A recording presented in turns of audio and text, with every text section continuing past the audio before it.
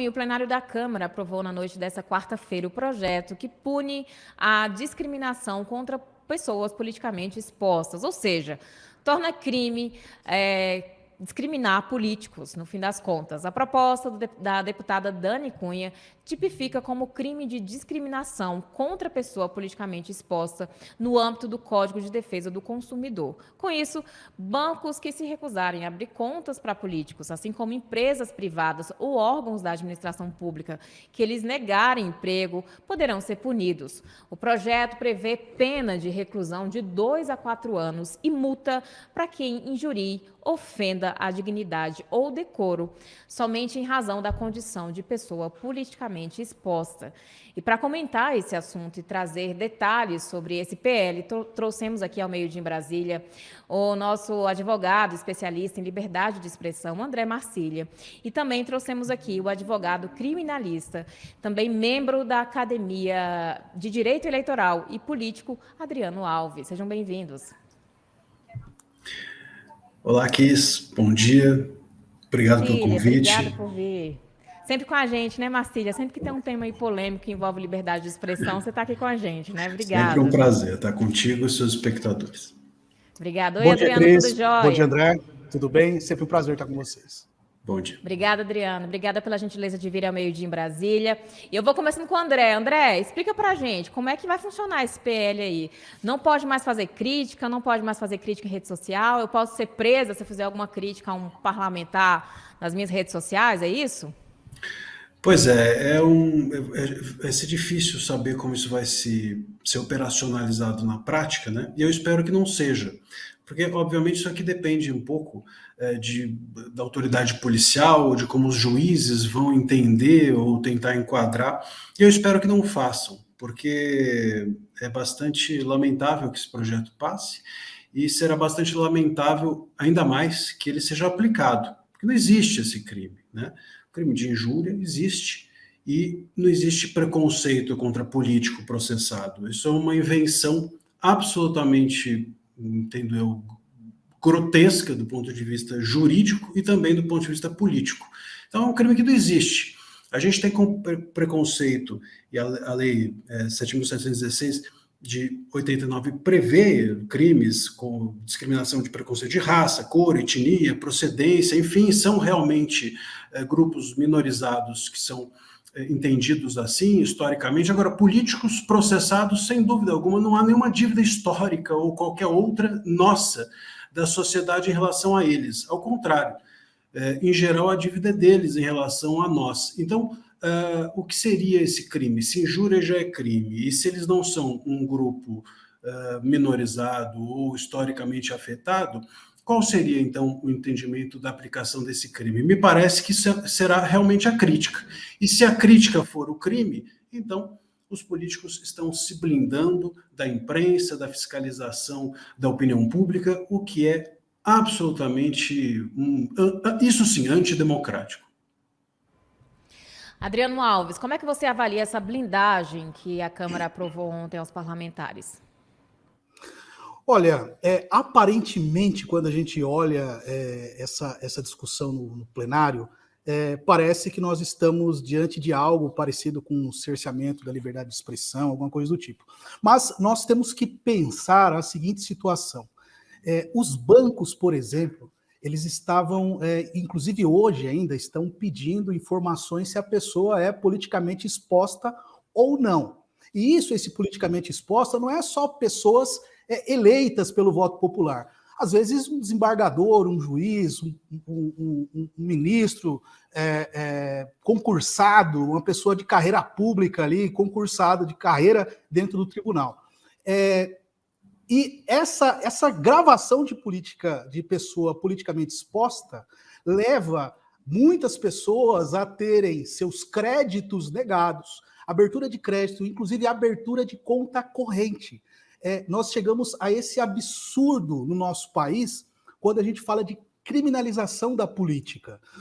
Nós precisamos lembrar que nós estamos dentro de um Estado democrático de direito, onde nós elegemos pessoas para nos representar, E precisamos lembrar que grande parte dessas pessoas não são corruptos. Tem muita gente dentro do Estado trabalhando sério, trabalhando firme, inclusive na Câmara dos Deputados, para garantir uma democracia justa, garantir um Estado republicano e que a sociedade viva bem. Eu entendo que esse ponto na legislação vai garantir uma igualdade que todos têm. Não é porque eu sou um agente público, não é porque eu tenho um cargo público, eu vou ter que ter minhas contas agora, não posso abrir uma conta bancária, o banco vai escolher se abre uma conta ou não, né? Então, eu vejo por esse aspecto algo muito positivo, lembrando que em Brasília nós temos muitas pessoas, isso no Brasil inteiro, muitas pessoas de boa índole. E o projeto, ele não defende só parlamentares, ele defende pessoas do judiciário também, né? Pessoas que trabalham dentro do judiciário. E a gente precisa destacar tudo isso. Obrigada, Adriano. Eu vou voltar a falar sobre isso daqui a pouco, envolvendo outras pessoas que também são expostas, mas antes eu quero só um comentário do André. Ontem a gente viu que 80% dos parlamentares do PT foram favoráveis à aprovação desse PL. Qual é a sinalização que esse número expressivo de parlamentares do PT votando a favor do PL dá para a gente? É um projeto corporativista, e essa votação expressiva mostra que os políticos, na verdade, independente do partido, eles se unem, né, quando isso lhes favorece. E de fato, só um comentário, todo respeito à opinião do meu colega, mas veja, entendo que politicamente exposta, uma pessoa politicamente exposta, essa expressão não existe do ponto de vista jurídico, isso é uma invencionice, entendo eu. Até porque, veja, um político que não é processado, ele não está enquadrado nessa lei. Então, o político, ele não é politicamente exposto quando ele não é processado. Quando ele é processado ou é condenado sem trânsito em julgado, ele é politicamente exposto. Quando aquela condenação transita em julgado, já não está mais de novo dentro da aplicação da lei. Aí ele não é mais politicamente exposto. E um político que é politicamente exposto não tem direito ou tem problemas para abrir uma conta corrente, certo? Mas e uma pessoa comum que é processada e também passa por esses mesmos problemas? E sai na TV, e sai na mídia, e fala-se dela, ela não merece também proteção? Então, ou todos nós somos politicamente expostos, ou o que a gente está criando com esse projeto é uma casta a essa espécie, os políticos.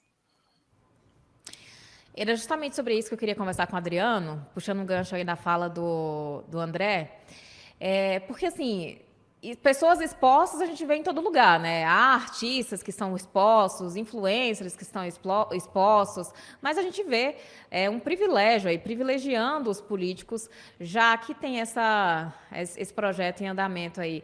Não é o caso de, se for botar essa casta aí com essa blindagem, coloca também as outras pessoas que estão igualmente expostas aí, sujeitas a críticas, a ofensas em redes sociais, o que quer que seja. Não é o caso, Adriano? Qual a sua visão? Olha, é lógico, né? Eu respeito a opinião do colega, do amigo também. A gente está aqui numa discussão democrática, né? Eu adoro esse programa por isso. Mas a questão desse projeto não está. A proteção não é contra pessoas que foram processadas, né? São contra pessoas no geral. São contra as pessoas que inicialmente têm uma exposição pública e política.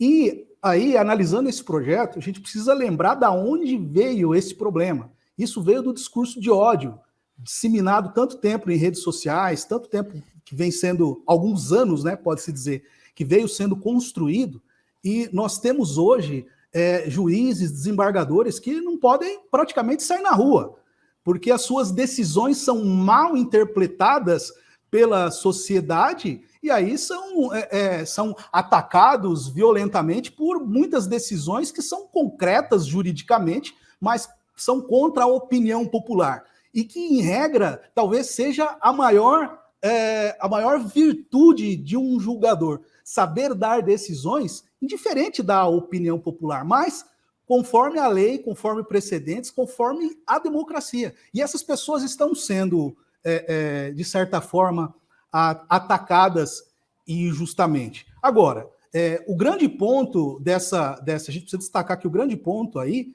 é a questão da discriminação sem justificativas, porque parte do projeto, salvo engano, ele foi retirado. A questão da injúria, por exemplo, né, como consta no Código Penal também, salvo engano, foi retirado. Então, no geral, é o que eu disse. As coisas aparentam uma coisa e às vezes são outra. Esse projeto, apesar de aparentemente estar ali defendendo quem não deveria ser defendido, ele no bojo dele defende uma classe que é essencial para a nossa democracia, que é o poder judiciário, que é as instituições democráticas. Obrigada, Adriano. Eu repasso para o André Massilha para comentar também a fala do Adriano, mas, André, eu queria também um comentário seu, que a gente acompanhou de ontem para hoje também, a decisão de Moraes sobre o Monark. E eu queria só que você fizesse um comentário breve também sobre esse tema, que é de relevância e também fala sobre liberdade de expressão. Perfeito, mas antes só uma ponderação. De fato, o projeto original, ele mencionava que políticos processados ou condenados sem trânsito em julgado seriam os tipificados por esse crime de injúria específico dessa lei. E, salvo engano, o substitutivo de ontem, no seu artigo 1º, traz essa menção, mencionando investigação preliminar, termo circunstanciado, inquérito, procedimento investigatório, infração penal, enfim, pessoas se figuram como ré em processo, ou seja, esse tipo de especificação é o motivo justamente do projeto. Quer dizer, o fato deles estarem sob algum tipo de respondendo na justiça, vamos dizer de uma forma geral, se bem leigamente, é a razão de ser desse projeto. Até porque, se fosse para proteger de uma forma geral, entendo eu que o próprio crime de injúria já daria conta. Sobre a questão de ontem do Moraes, eu entendo, viu, que independente do que Moraes diz, do que o Monark diz ou não, todo mundo tem muita gente tem as suas críticas às falas do Monark, mas a gente precisa analisar do ponto de vista técnico as decisões, sobretudo as do Supremo, senão a gente perde o fio da meada democrática, inclusive. Entendo que a decisão ela padece de algumas imprecisões importantes do ponto de vista técnico. Então, parte do pressuposto que eu entendo perigosíssimo, que é o de, em determinadas circunstâncias, nós podemos buscar instigadores de possíveis atos que podem se assemelhar aos do dia 8. Bom, mas esses possíveis atos estão onde? Qual é o indício de que isso está acontecendo? Senão o judiciário passa a fazer o papel de polícia. E de polícia, assim, às cegas. E também, sob esse aspecto, a decisão também parte da premissa de que é possível se afastar uma garantia individual se essa circunstância desses instigadores for encontrada. Não se pode afastar uma garantia individual, não se pode afastar a liberdade de expressão num regime democrático. A gente pode relativizar, a gente pode harmonizar, a gente pode restringir, a gente não pode afastar a liberdade de expressão. Então, esse tipo de pressuposto, ainda que empregado a uma fala que possa ser contundente ou não, mas esse tipo de premissa que baseia essa decisão do Moraes e que tem baseado as demais dele, me preocupa em especial. Nós estamos caminhando a passos largos para entender que a liberdade de expressão é uma verruga que a gente pode simplesmente arrancar quando for conveniente.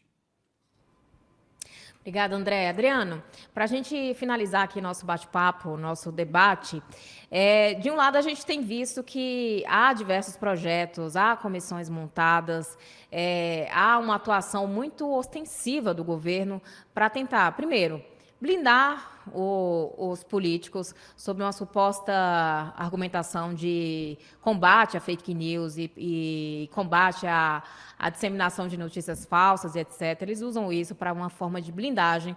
Mas o outro, a gente tem visto que o próprio Poder Judiciário tem atuado aí, cesseando e tirando a liberdade de expressão e voz de várias figuras. O Monark é uma delas que a gente está acompanhando aí. Como é que você avalia isso? Esse projeto não vem, no caso, para corroborar e reforçar esse cesseamento aí, blindagem e, ao mesmo tempo, calando a população do direito de se manifestar? Olha, Kiss, a liberdade de expressão ela é a base da nossa sociedade, senão nós não estaríamos aqui fazendo esse bate-papo aqui. O que nos garante isso é a liberdade de expressão. Agora, nós precisamos entender a estrutura do que é liberdade de expressão. Alguns doutrinadores, principalmente na Espanha, organizam a liberdade de expressão, e dentro da liberdade de expressão tem a liberdade de informação verídica. Então, dentro do conteúdo liberdade de expressão, você tem a liberdade de se expressar e a liberdade de receber informações verídicas.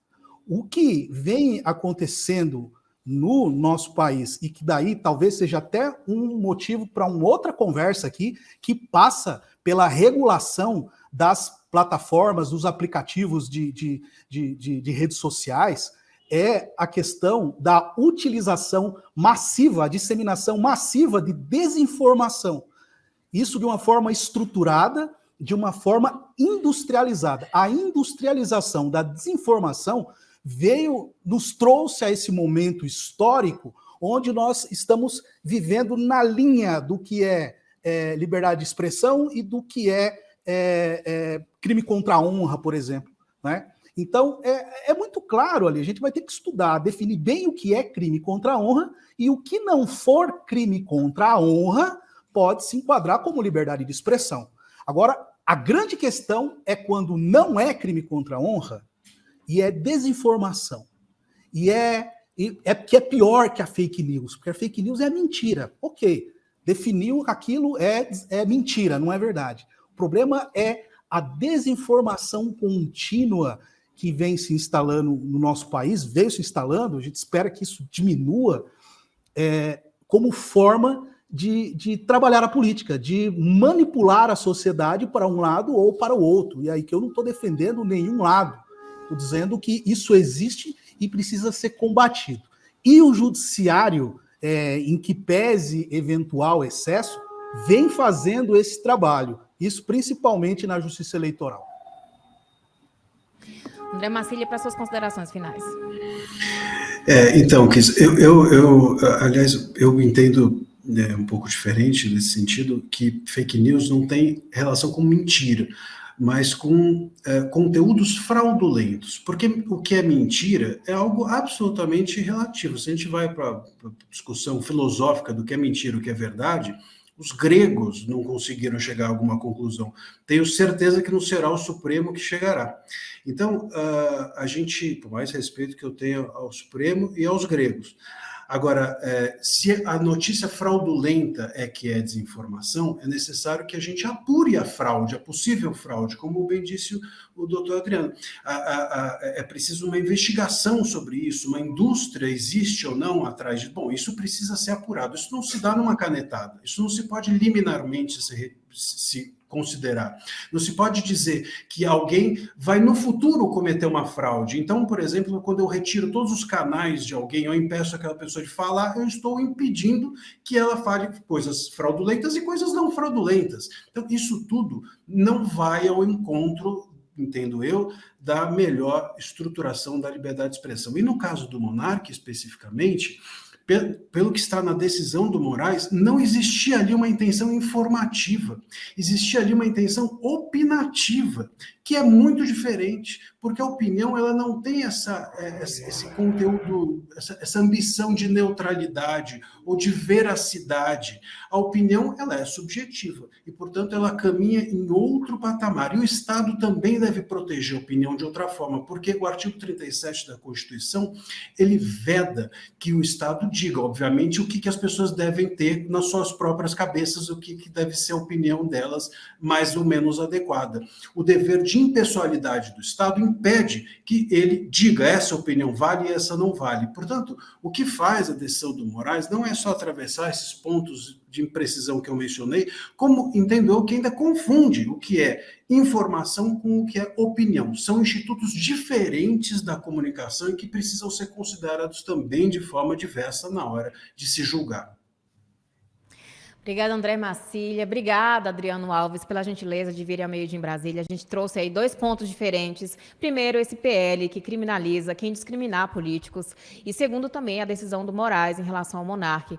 O André Marcília e o Adriano Alves comentaram um pouco esses temas, que ainda é um tema muito sensível, né, André e Adriano? São temas aí que ainda geram muitos rumores e gera muito receio por parte da população que está aí enfrentando isso, assistindo, não consegue interferir diretamente, só consegue assistir de fora. E a gente tem esse palco aqui para discutir e trazer uma opinião técnica sobre o assunto. Obrigada pela gentileza, eu espero vocês em outra oportunidade. Obrigado, um abraço, agradeço a todos. Um abraço. Obrigado pela participação.